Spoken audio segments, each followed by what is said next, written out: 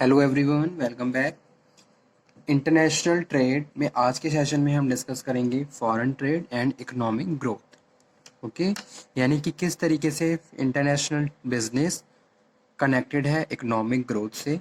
अगर मैं किसी भी कंट्री की बात करूं और एक फॉरेन ट्रेड की बात करूं तो क्या इफेक्ट उस कंट्री की इकोनॉमिक ग्रोथ पे और इकोनॉमिक डेवलपमेंट पे पड़ता है। ठीक है, तो वैसे तो हम ये टॉपिक ऑलमोस्ट डिस्कस कर ही चुके हैं, लेकिन अगेन हम इसको दोबारा से एक बार डिस्कस कर लेते हैं।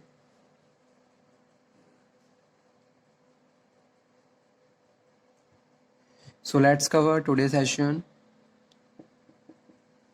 Okay, so here we are talking about the international trade.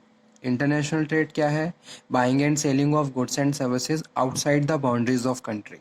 Country की बाउंड्री के बियॉन्ड जाके अगर आप बिजनेस प्रोसीड कर रहे हो तो उसको हम फॉरेन ट्रेड, इंटरनेशनल ट्रेड या इंटरनेशनल बिजनेस कहते हैं। ठीक है, जनरली क्या होता है, डोमेस्टिक बिजनेस में हम क्या करते हैं, बायर और सेलर सेम कंट्री से बिलोंग करते हैं। ठीक है, दोनों का रेजिडेंशियल लोकेशन सेम है, जहां एक बायर दूसरे सेलर को कुछ ना कुछ क्या कर रहा है, सामान खरीद रहा है और बेच रहा है। ठीक है, फॉर द वैल्यूएबल कंसिडरेशन। तो अब यही चीज अगर हम दूसरे कंट्री के साथ कर रहे हैं, जैसे कि इंडिया में क्या है, सेलर है और यूएसए में क्या है, बायर है। यूएसए ने क्या करा, हमें एक ऑर्डर दिया जिसको हम प्रोड्यूस कर रहे हैं और उसके बाद उस ऑर्डर को कंप्लीट करके उस कंट्री फाइनल डेस्टिनेशन तक पहुंचा रहे हैं। तो इसको हम बोलते हैं इंटरनेशनल ट्रेड। अब इंटरनेशनल ट्रेड हमारी कंट्री की इकोनॉमी को कैसे बढ़ाता है, कैसे ग्रो करता है? स्टूडेंट्स, जब भी हम इंटरनेशनल ट्रेड की बात करते हैं तो बहुत सारे अदर फैक्टर्स हैं जो इंटरनेशनल ट्रेड से जुड़े हुए हैं। ठीक है, और बहुत सारी अदर अपॉर्चुनिटीज क्रिएट होती हैं, जैसे कि इकोनॉमीज ऑफ स्केल्स। ठीक है, टेक्नोलॉजी ट्रांसफॉर्मेशन, टेक्नोलॉजी अपग्रेडेशन, हम टेक्नोलॉजी को अपग्रेड कर रहे हैं। ठीक है, जॉब अपॉर्चुनिटीज क्रिएट हो रही हैं, इंडस्ट्रियलाइजेशन हो रहा है। तो कहीं ना कहीं ये सारी चीज़ें हमारी कंट्री की इकोनॉमी को क्या है, और ज़्यादा ग्रो करती हैं, डेवलप करती हैं। क्योंकि अगर जितना ज़्यादा प्रोडक्शन होगा, जीडीपी बढ़ेगा, ठीक है, इनकम बढ़ेगी, उसका एक पॉजिटिव इफेक्ट हमारी कंट्री की इकोनॉमी पे पड़ता है। जैसे कि एक एग्जाम्पल कोट करता हूँ, इंडस्ट्रियलाइजेशन हो रहा है due to the foreign business या इंटरनेशनल बिजनेस। ओके, अब इंडस्ट्रियलाइजेशन होगा तो कहीं ना कहीं जॉब अपॉर्चुनिटीज क्रिएट होंगी। जॉब अपॉर्चुनिटीज क्रिएट होंगी तो लोगों के पास एक मिनिमम लिविंग स्टैंडर्ड मेंटेन करने के लिए अपॉर्चुनिटीज आएंगी। ठीक है, उनकी इनकम बढ़ेगी। जब इनकम बढ़ेगी तो कंजम्पशन बढ़ेगा, प्रोडक्शन बढ़ेगा। तो कहीं ना कहीं ये सारी चीजें हमारी कंट्री की इकोनॉमी को ग्रो बढ़ा रही है, इकोनॉमी को और ज्यादा डेवलप कर रही है। ठीक है, क्वांटिटी क्वालिटी वाइज हम क्या कर रहे हैं, अपने अपने आप को अपडेट कर रहे हैं, अपग्रेड कर रहे हैं, और उसका एक पॉजिटिव इफेक्ट हमारे कंट्री की इकोनॉमी पे पड़ता है।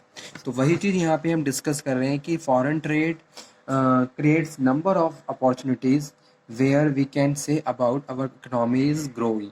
ठीक है, हमारी इकोनॉमी क्या ग्रो, हमारी इकोनॉमी ग्रो हो रही है। ठीक है, जैसे कि जीडीपी बढ़ रहा है, इनकम बढ़ रही है, जॉब अपॉर्चुनिटीज क्रिएट हो रही है, इंडस्ट्रियलाइजेशन हो रहा है, एज वेल एज हमारा प्रोडक्ट फॉरेन मार्केट शेयर हमारा बढ़ रहा है, रेपुटेशन बढ़ रही है। ठीक है, utilisation of resources, optimum utilisation of resources, effective utilisation of resources, human resource development, ये सारी चीज़ें कहीं ना कहीं अपडेट हो रही हैं, तो इसका इफेक्ट हमारी इकोनॉमी पे पड़ता है।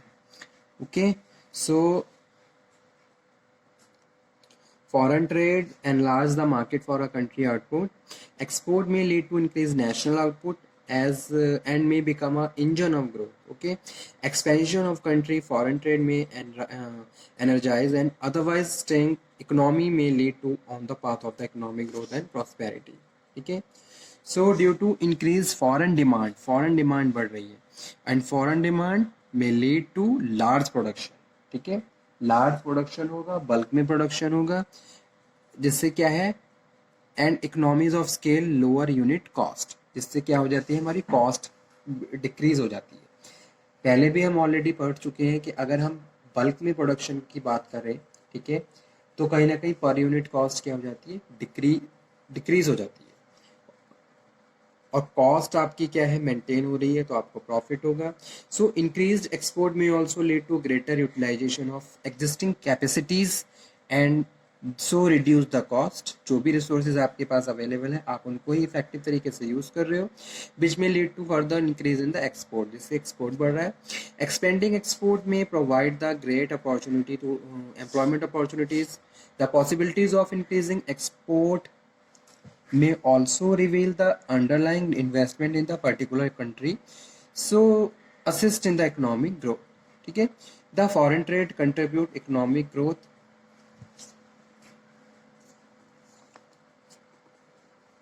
So here are some points. First one is, how can you say that foreign trade contribute to economic growth? First one है, foreign trade generate pressure for dynamic change.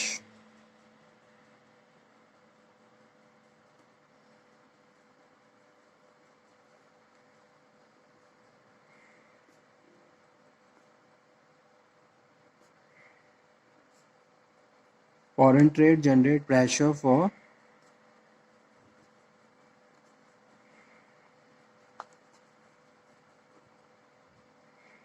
dynamic change. Okay, so competitive pressure from imports, pressure of competing export market, a better allocation of resources, all these points including the foreign generate pressure for dynamic changes. Okay, second one है primary functions.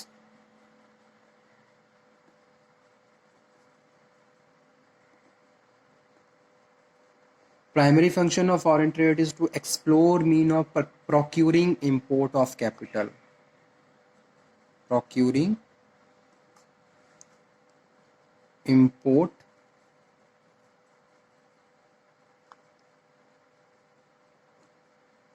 of capital goods, without which no process of development can start. Okay, so trade provides flow of technology,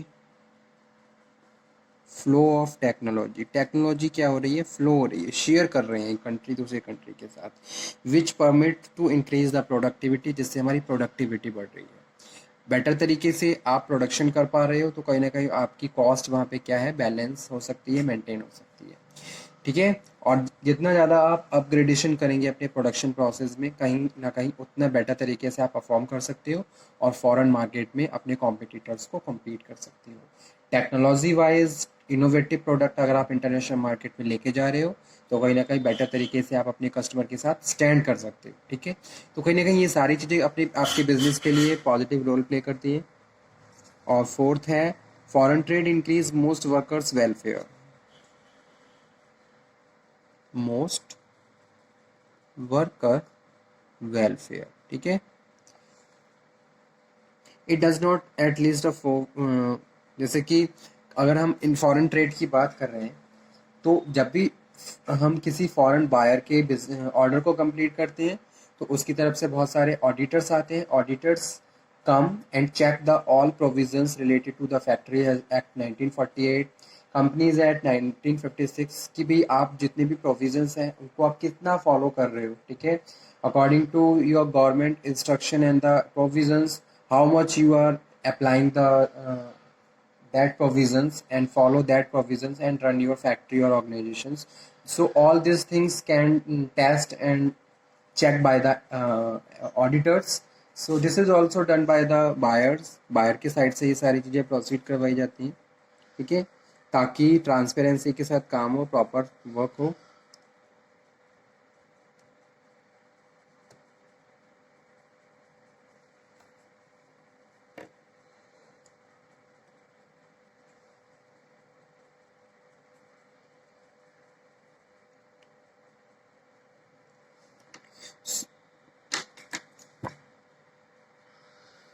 So these are the factors which help to increase economic growth of the country, okay, and related to international business. So large export translate into the higher wages.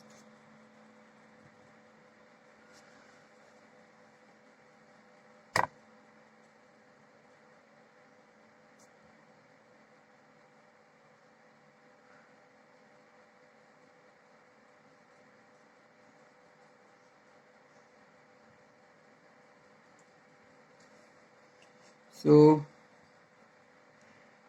some points are also related to the international business and economic growth.